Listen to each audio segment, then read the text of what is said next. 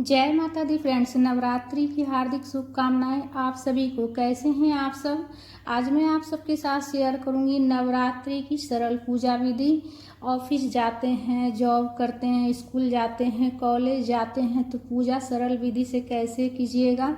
बिना अखंड ज्योत के और बिना ज्वार बोए कलश स्थापन करके पूजा कैसे करेंगे। पहले दिन की पूजा चौकी लगाकर माता की स्थापना कैसे करेंगे और प्रतिदिन पूजा कैसे करनी है, सुबह शाम संपूर्ण नियम विधि मैं आप सबके साथ शेयर करूंगी फ्रेंड्स।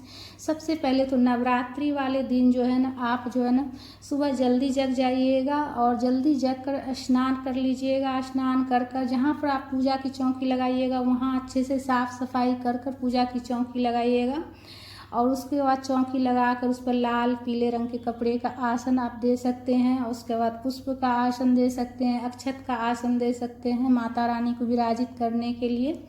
और स्वच्छ जल में गंगा जल के छींटे देकर चौकी को शुद्ध कर लीजिएगा, जल का छिड़काव करके। उसके बाद पुष्प का आसन दीजिएगा। तो देखिए इस बार जो है नवरात्रि 10 दिनों की होने वाली है। जैसे कि हर साल जैसे होती है कि 9 दिनों की नवरात्रि होती है, कभी तो 8 दिन ही पड़ता है। और इस साल जो है ना 10 दिनों की नवरात्रि होने वाली है। जैसे कि एक पूजा जो है ना वो 2 दिन होने वाली है। तो जैसे कि नवरात्रि 10 दिनों की हो जाएगी और 10वीं पूजा जो है वो 2 अक्टूबर को होगी। 10वीं 2 अक्टूबर को पड़ने वाली है फ्रेंड्स। तो सबसे पहले माता रानी को विराजित कर लीजिएगा आप, और उसके बाद गणेश जी को भी विराजित कर लीजिएगा फूल का आसन देकर, अक्षत का आसन देकर। और कथा की पुस्तक को भी आप पूजा की चौकी पर रख लीजिएगा। और कलश स्थापन के लिए एक कलश आप ले लीजिएगा। कलश आप जो है ना किसी भी धातु का आप ले सकते हैं, मिट्टी का भी ले सकते हैं। और उसमें कलावा लपेट दीजिएगा 5 बार, 7 बार या फिर 9 बार भी आप लपेट सकते हैं। इसलिए कि नवरात्रि पर 9 की संख्या का बहुत ज़्यादा महत्व होता है फ्रेंड्स। उसके बाद कलश स्थापन करने के लिए हमने कलावा बांध दिए हैं। और उसमें स्वास्तिक बना लीजिएगा, रोली चंदन से स्वास्तिक बना लीजिएगा, लाल वाला रोली चंदन से। तो नवरात्रि का पूजन करने से घर में हमेशा जो है सुख समृद्धि बनी रहती है और माता रानी की कृपा होती है। और माता रानी की कृपा से घर में जो है ना कभी भी दुख विपत्ति नहीं आती है। तो अगर आप ऑफिस जाते हैं, जॉब करते हैं, तो भी आप जो है ना माता रानी की पूजा आराम से आप कर सकते हैं। जैसे आप प्रतिदिन जगते हैं तो उससे आप जो है ना थोड़ा पहले जग जाइएगा, 1 घंटा पहले, तो अच्छा से पूजा आप कर लीजिएगा। और उसके बाद स्वास्तिक बना लीजिएगा। स्वास्तिक बनाने के बाद कलश में उसके बाद देखिए थोड़ा सा हमने चावल का ढेर रखे हैं। आप चाहे तो अष्टदल कमल भी बना सकते हैं, ठीक है, या फिर चावल का थोड़ा सा ढेर लगा लीजिएगा और उसके ऊपर कलश स्थापित कर दीजिएगा। उसके बाद कलश में सबसे पहले गंगा जल हम डालेंगे और उसके बाद स्वच्छ जल से, गंगा जल और स्वच्छ जल से भर देंगे। गंगा जल पहले, उसके बाद स्वच्छ जल से हम कलश को भर देंगे, कंठ तक भर देंगे। तो कलश स्थापन करके भी आप जो है ना पूजन कर सकते हैं। प्रतिदिन आप जैसे पहले दिन आप कलश स्थापन कर दीजिएगा तो आप कलश प्रतिदिन जो है हिलाना नहीं है कलश को। और देखिए कलश में फूल डाल लीजिएगा, एक सुपारी और एक गांठ वाली हल्दी। गांठ वाली हल्दी ना हो तो हल्दी पाउडर भी डाल सकते हैं। एक सिक्का डाल दीजिएगा, थोड़ा सा अक्षर डाल देना है कलश में। और आम के पत्ते ले लीजिएगा।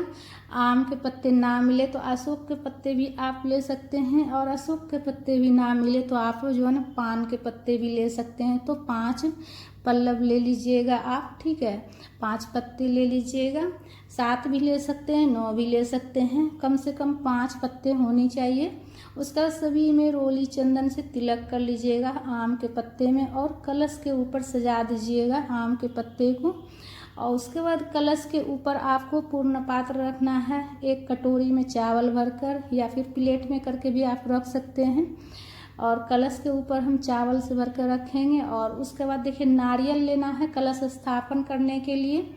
नारियल आप जो है ना, नारियल में आप कलावा भी लपेट सकते हैं और नारियल में आप जो है ना लाल पीले रंग के कपड़ा भी लपेट सकते हैं, चुनरी भी लपेट सकते हैं। नारियल का मुख आपकी तरफ होना चाहिए या फिर ऊपर की तरफ होना चाहिए। तो मैं ऊपर की तरफ रख रही हूँ, इसलिए कि मैं कटोरी रखी हूँ तो कटोरी को ऊपर मैं सीधे करके रख रही हूँ ऊपर की तरफ। आप आगे की तरफ अपनी तरफ भी रख सकते हैं, पर नारियल का मुख पीछे साइड नहीं होना चाहिए, इस बात का ध्यान रखिएगा। नारियल का मुख हमेशा साधक की तरफ होना चाहिए या फिर ऊपर की तरफ होना चाहिए। उसके बाद अक्षत का ढेर लगा लीजिएगा और उसके ऊपर आप जो है ना दीपक रखकर दीपक प्रज्वलित कर लीजिएगा। दिया आप जो है ना तिल के तेल से भी प्रज्वलित कर सकते हैं या फिर आप घी से भी प्रज्वलित कर सकते हैं। सबसे पहले पूजा में दीपक हम प्रज्वलित कर लेंगे, इसलिए कि हमारे पूजा का साक्ष्य दीपक होता है। व्रत कीजिएगा अगर नवरात्रि का पूरे 9 दिन का, तो मन ही मन आप व्रत का संकल्प ले लीजिएगा, दीपक को साक्षी मानकर, सभी देवी देवता को साक्षी मानकर।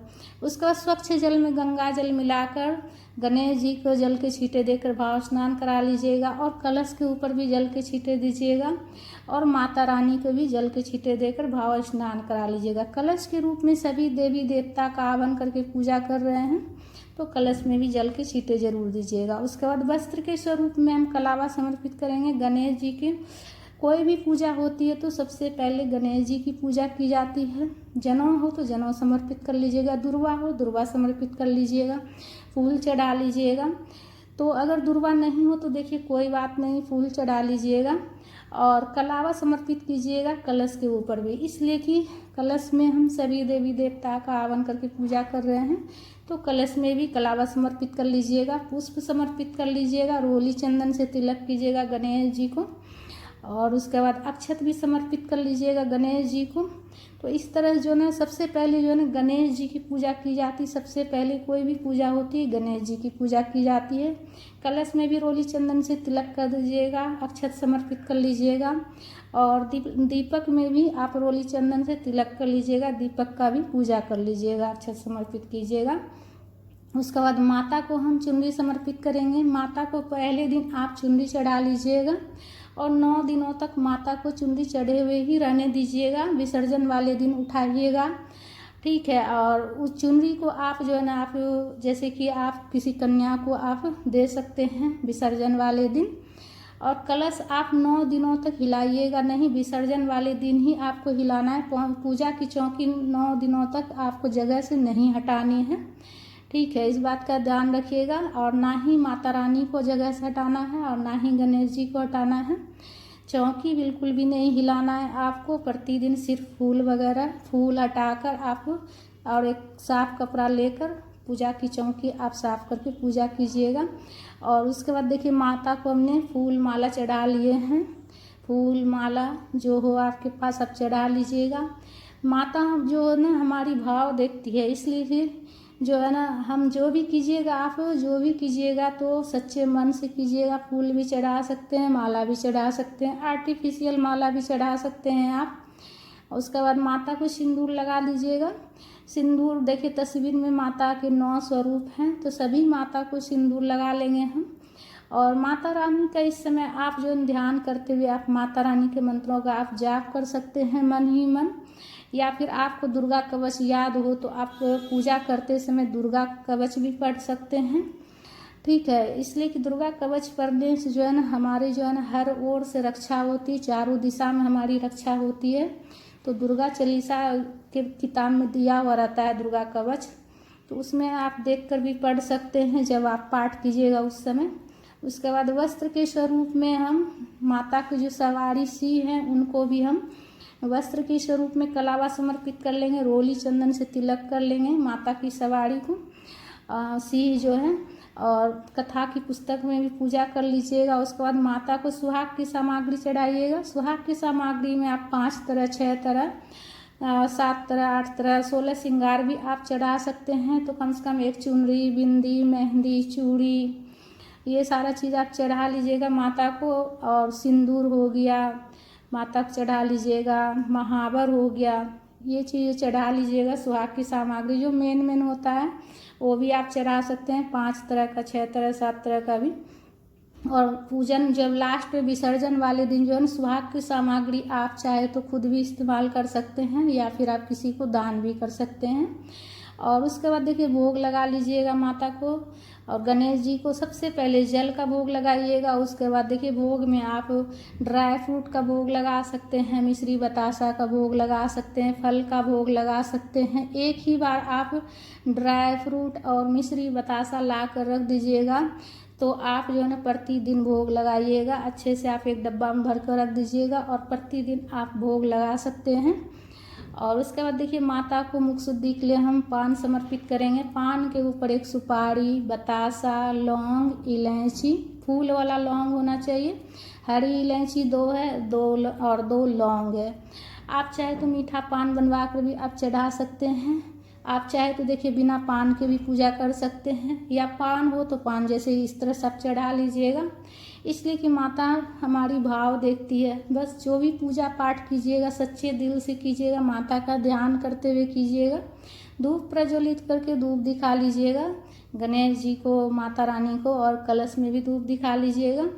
और उसके बाद 1 लोटा जल रखकर हाथ में फूल लेकर हम कथा पढ़ लेंगे, दुर्गा सप्तशती का पाठ कर लेंगे। आसन लगाकर बैठकर पूजा कीजिएगा। जब भी पूजा कीजिएगा आप बिना आसन के पूजा मत कीजिएगा, आसन के ऊपर बैठकर पूजा कीजिएगा। पहला दिन पहला अध्याय पढ़ लीजिएगा, दुर्गा कवच पढ़ लीजिएगा, ठीक है। अगर आपके पास ज़्यादा समय नहीं हो तो आप प्रतिदिन आप दुर्गा चालीसा पढ़ सकते हैं, और जैसे कि दुर्गा कवच है ना, वो आप फ़ोन में भी सुन सकते हैं। उसके बाद हाथ वाला जो पुष्प है आप जो है ना थोड़ा सा माता के चरणों में समर्पित कीजिएगा, और थोड़ा सा आप जल से भरा हुआ लोटा जो है उसमें समर्पित कर दीजिएगा। और ये जल जो है ना आप सूर्य देव को अर्घ्य दे दीजिएगा। पूजा करने के बाद उस जल से सूर्य देव को अर्घ्य देना है। उसके बाद देखिए हवन कुंड ले लीजिएगा 1 मिट्टी का, आप धातु का बना हुआ भी ले सकते हैं। उसके बाद गाय के गोबर से बना हुआ ओपला ले लीजिएगा, या फिर आप जो है ना आप आम की लकड़ी भी ले सकते हैं। और प्रतिदिन जो है ना आप सरल विधि से छोटा सा हवन कर सकते हैं आप, ठीक है। अगर आपको गाय का गोबर का ओपला भी ना मिले, लकड़ी भी ना मिले, तो आप जो है ना सिर्फ कपूर से प्रज्वलित कर लीजिएगा। कपूर प्रज्वलित करके लौंग, इलायची डालकर आप जो है ना सरल विधि से प्रतिदिन आप हवन कर सकते हैं। फूल वाला लौंग 2 डाल दीजिएगा उसमें, और 2 हरी इलायची डाल दीजिएगा। तो इस तरह से आप प्रतिदिन सरल विधि से हवन कर सकते हैं। हवन सामग्री हो तो हवन सामग्री से भी 5 बार मंत्रों का जाप करते हुए आप जो है ना हवन कर लीजिएगा। माता रानी के मंत्र का जाप कर लीजिएगा, ओम दुर्गा देव्ये नमः, ओम दुर्गा देव्ये नमः, इस तरह से बोलते हुए आप मंत्रों का जाप करते हुए आप हवन कर लीजिएगा। और उसके बाद देखिए पूजा में कुछ दक्षिणा भी ज़रूर रखिएगा, इसलिए कि हमारी पूजा में जो भी कमी रहती है ना, दक्षिणा रखने से उसकी पूर्ति हो जाती है। तो कुछ दक्षिणा जरूर से ज़रूर रख लीजिएगा। उसके बाद देखिए आरती कर लीजिएगा, कपूर जलाकर, कपूर प्रज्वलित करके आरती कर लीजिएगा। और आरती माता रानी की आरती गाते हुए आरती कर लीजिएगा। आरती हमेशा लास्ट में की जाती है, तो माता रानी की आरती गाते हुए आरती कर लीजिएगा, प्रेम पूर्वक आरती कर लीजिएगा। और आरती जो है ना किताब में भी लिखा हुआ रहता है, उससे भी देखकर आप जो है ना आरती पढ़ सकते हैं। आरती करने के बाद सीधे हाथ में जल लेकर आचमनी कीजिएगा। तो सबसे पहले आरती करने के बाद जो है ना जो माता रानी को जो भोग चढ़ाए हैं ना, भोग समर्पित कर दीजिएगा थोड़ा सा अग्नि में, ठीक है। अग्नि में थोड़ा सा भोग समर्पित कर दीजिएगा, और उसके बाद सीधे हाथ में जल लेकर आपको आचमनी करना है। इस तरह से 3 बार हाथ को घुमाते हुए सबसे पहले क्षमा याचना कीजिएगा, और उसके बाद माता से प्रार्थना कर लीजिएगा। आपकी जो भी मनोकामना है माता से कहिएगा। तो इस तरह से जो है ना आप पहले दिन की पूजा की चौकी लगाकर माता की स्थापना करके आप पूजा कर सकते हैं फ्रेंड्स। और शाम में जब आप ऑफिस से आइएगा, स्कूल कॉलेज से जब आइएगा, तो शाम में आप जो है ना हाथ पैर धोकर स्वच्छ वस्त्र पहन के संध्यावाती कर लीजिएगा, माता को भोग लगाकर आरती कर लीजिएगा शाम में। और प्रतिदिन जो है ना आपको फूल हटाकर चौकी साफ करके पूजा कर लेना है। कलश को नहीं हिलाना है, और गणेश जी को भी नहीं हटाना है। विसर्जन वाले दिन हटाइएगा, और माता रानी को भी नहीं हटाना है। और स्वाग की सामग्री भी चौकी पर ही रहने दीजिएगा। विसर्जन वाले दिन सब उठाना है, और विसर्जन से पहले आप जो है चौकी नहीं हिलाइएगा।